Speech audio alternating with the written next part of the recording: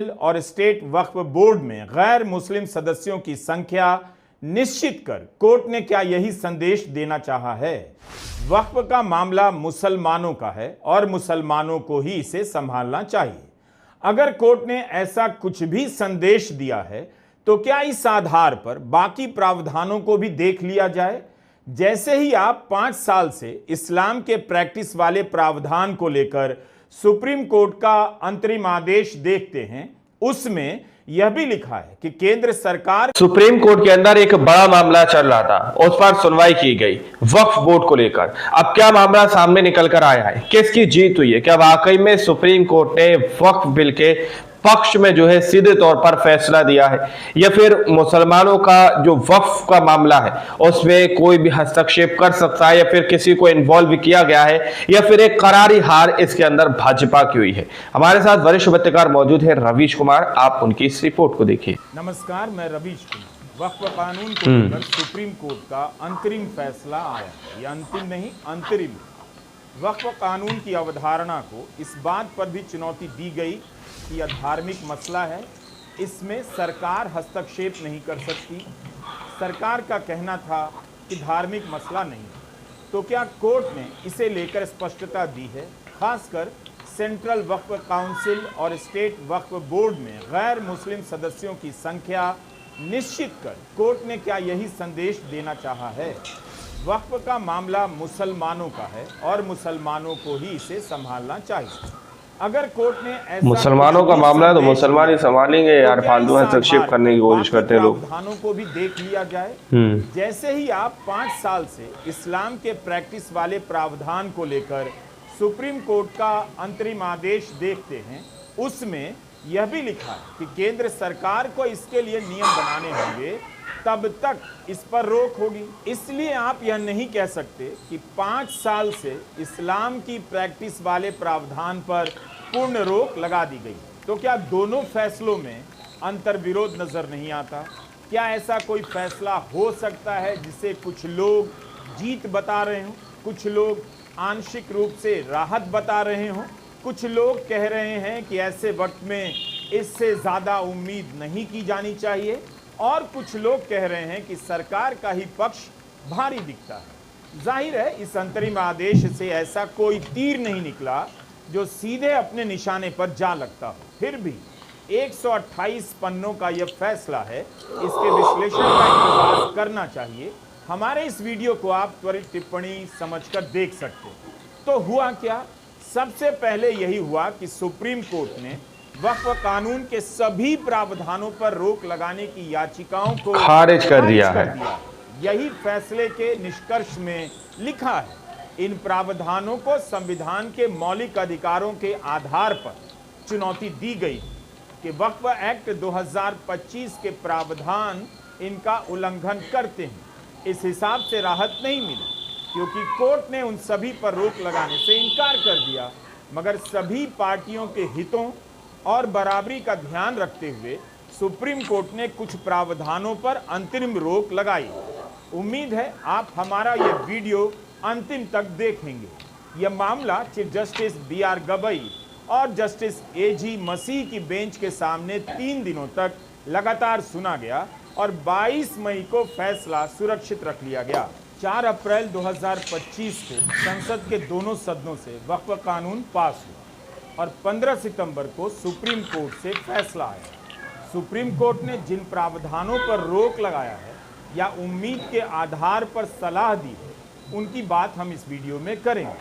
Court ने अपने फैसले में 3 सवालों को चिन्हित किया है। पहले देख लेते हैं ये 3 सवाल क्या हैं। पहला सवाल है, वक्फ एक्ट के सेक्शन 3R को चुनौती दी गई जो वक्फ बाय यूजर की अवधारणा को मान्यता नहीं देता। वक्फ एक्ट के सेक्शन 3C को चुनौती दी गई जिसका प्रावधान सरकारी संपत्तियों के लिए किया गया था। सेक्शन 9 और 14 के तहत केंद्रीय और स्टेट वक्फ काउंसिल के गठन में बदलाव के प्रावधान को चुनौती दी गई। यह फैसले में लिखा है। 3 बड़े सवाल थे जिस पर सुप्रीम कोर्ट ने विचार किया कि इन पर अंतरिम रूप से रोक लगाई जाए या नहीं। हम आपको यह भी याद दिलाना चाहते हैं कि यह मामला तत्कालीन चीफ जस्टिस संजीव खन्ना की बेंच के सामने सुना गया, मगर रिटायर होने तक फैसला नहीं आ सका। एक राहत जो साफ साफ मिलती दिखती है वह जिलाधिकारी की जांच के मामले में ही है।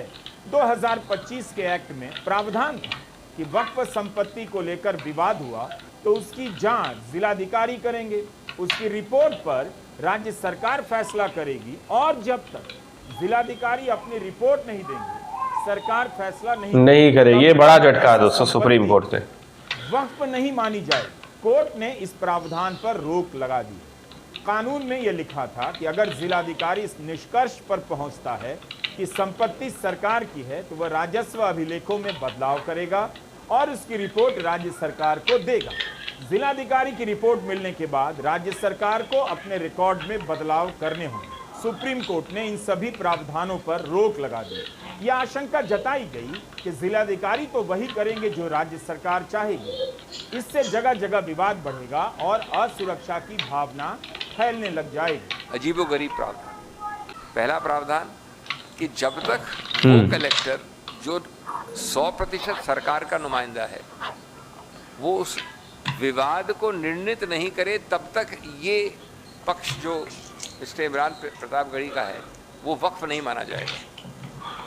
वक्फ वर्ड्स एग्जैक्ट पढ़ दूँ मैं आपको, shall not be treated as waqf property. जब तक मैं कलेक्टर निर्णित कर रहा हूँ।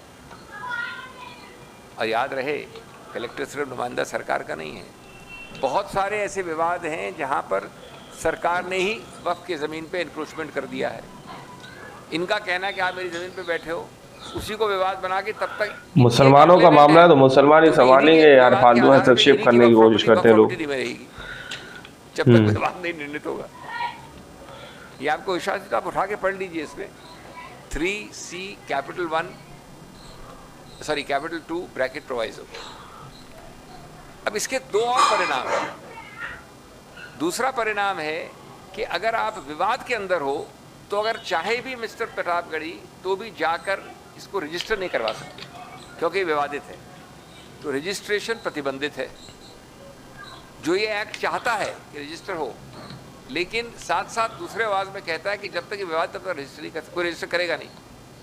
और तीसरा, जब तक आप रजिस्टर नहीं करेंगे तो आप किसी कोर्ट कचहरी नहीं जा सकते। यह है 36 ब्रैकेट 7A ब्रैकेट 10, दो है प्रावधान। अब देखिए ये चक्रव्यूह जो बनाया है, ये पूरा चक्रव्यूह है। इस चक्रव्यूह में बड़े से बड़ा योद्धा अभिमन्यु भी नहीं निकल सकता पहले तो। और उससे ऊपर मजाकिया है कि कलेक्टर को कोई समय सीमा नहीं जब तक विवाद निर्णित करे, तो इनके बच्चे और पोते भी उसको विवाद में चल तब तक वो वक्फ नहीं रहेगा, और विवाद का वक्फ नहीं रहेगा तो रजिस्टर खारिज कर दिया है। इस प्रावधान पर रोक लगाते हुए सुप्रीम कोर्ट ने कहा कि जिलाधिकारी को यह तय करने का अधिकार नहीं दिया जा सकता कि कोई संपत्ति वक्फ है या नहीं। यह शक्तियों के बंटवारे के सिद्धांत के खिलाफ है। कार्यकारिणी यानी नौकरशाही के पास यह अधिकार नहीं हो सकता कि वह नागरिकों के अधिकार पर फैसला दे। जब तक अधिकार की जांच पूरी नहीं होती तब तक उस संपत्ति के अधिकार में कोई बदलाव नहीं होगा। सुप्रीम कोर्ट ने साफ शब्दों में कहा है कि जब तक हाईकोर्ट इसमें आदेश नहीं देगा तब तक संपत्ति को वक्फ से वापस नहीं लिया जा सकता है और ना ही राजस्व रिकॉर्ड या बोर्ड के रिकॉर्ड में कोई बदलाव किया जा सकता है। कोर्ट ने कहा कि सेक्शन 3 के तहत जांच जब तक पूरी नहीं होगी और सेक्शन 83 के अनुसार अंतिम रूप से मामले में फैसला नहीं आ जाता, हाईकोर्ट का आदेश नहीं आ जाता, तब तक किसी तीसरी पार्टी को अधिकार नहीं दिया जा सकता। इसे लेकर वक्फ बिल के विरोध करने वालों ने बहुत बड़ी आशंका जताई कि राज्य सरकार के हस्तक्षेप से वक्फ संपत्तियों के कब्जे शुरू हो जाएंगे। वक्फ संपत्ति की बहस में इतिहास से लेकर कानून और धर्म की तमाम उलझनें शामिल। 1 साल से वक्फ को लेकर बहस चल रही।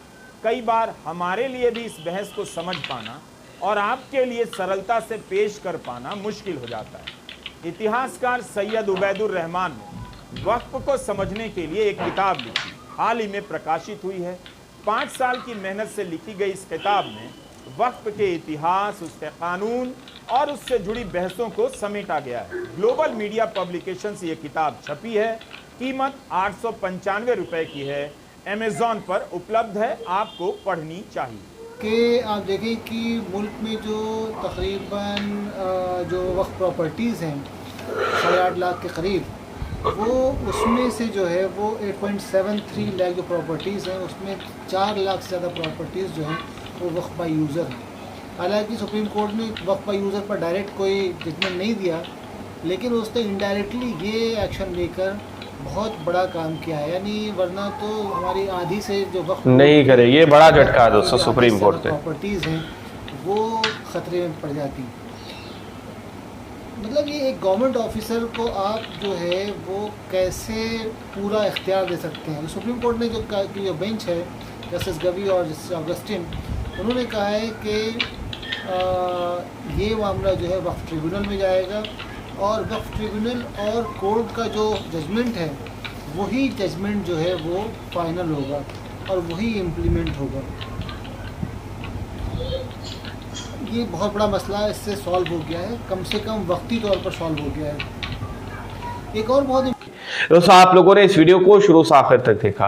वीडियो के अंदर साफ तौर पर बात की गई है कि किस तरह से यहाँ पर गैर मुस्लिमों को लेकर वक्फ के अंदर सीधे तौर पर बात की गई है, क्योंकि ये एक मुस्लिमों का मसला है, मुसलमानों का मसला है। वक्फ बिल जो है वो मुसलमानों की जो है जागीर है, उसमें किसी भी गैर मुस्लिम को इन्वॉल्व नहीं होना चाहिए, सीधे तौर पर यह बात कही गई है। दोस्तों, अब आप लोग समझ सकते हैं कि किस तरह से सुप्रीम कोर्ट ने अपनी यहाँ पर सलाह दी है। आप लोगों ने इस रिपोर्ट को देखा सुना, आप लोग इस रिपोर्ट के बारे में क्या सोचते हैं, क्या समझते हैं, अपनी राय कमेंट सेक्शन में जरूर दीजिएगा। सच्ची बक्की खबरें देखने के लिए चैनल को सब्सक्राइब कीजिए। मिलते हैं अगली वीडियो में, जब तक के लिए जय हिंद, जय भारत।